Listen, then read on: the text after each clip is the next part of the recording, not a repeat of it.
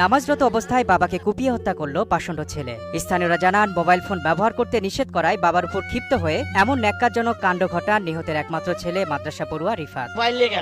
মোবাইলটা কেড়ে নিয়েছে, নেওয়ার কারণে সে নামাজ পড়ছিল মাগরিবের, এই সময় ছেলে পেছপান্তি ভোজালি এবং দাদি কোপাইছে।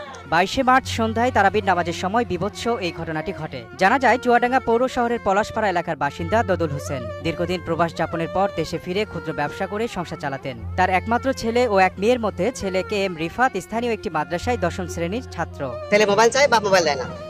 পরবর্তীতে মোবাইলটা কেড়ে নিয়েছে, নেওয়ার পরে আজকের ঘটনা, পরবর্তীতে বাবা নামাজ পড়তে বসছে আর পেছন থেকে ভোজালি ঢুকে দিয়েছে আর তাতে মারা গেছে। অবশ্য ঘটনার দিন ইফতারের পর ছেলেকে মোবাইল ফোন ব্যবহার করতে নিষেধ করে তার কাছে থাকা স্মার্টফোনটি কেড়ে নিয়ে তারাবির নামাজ পড়তে যান বাবা দদুল হোসেন। এরই জের ধরে রাত 8:45টার দিকে তারাবিতে নামাজরত অবস্থায় বাবা দদুল হোসেনকে পিছন থেকে ছুরিকাঘাত করে তারই একমাত্র ছেলে রিফাত। পরবর্তীতে স্থানীয়দের সহায়তায় মুমূর্ষু অবস্থায় দদুলকে চুয়াডাঙ্গা সদর হাসপাতালে নেওয়ার পথেই মৃত্যুর কোলে ঢলে পড়েন দদুল। চিকিৎসকেরা জানান, ছুরিকাঘাতের ফলে অতিরিক্ত রক্তক্ষরণেই মৃত্যু হয় তার। ঘটনার পরপরই অভিযুক্ত ছেলে রিফাতকে গ্রেপ্তার করা হয়েছে বলে জানান চুয়াডাঙ্গা সদর থানার ওসি খালেদুর রহমান। ছেলেটা তার বাবা রিন্টু যিনি খুন হন, উনি তার ছেলেকে মোবাইল আসক্তি থেকে করার জন্য তাকে নিষেধ করে, কিন্তু ছেলেটা কেজি হয়ে তার বাবাকে ছুরিয়াঘাত করে।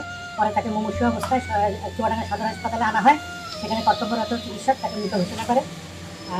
ঘাতক শিশু রিফাত আমাদের হেফাজতে আছে।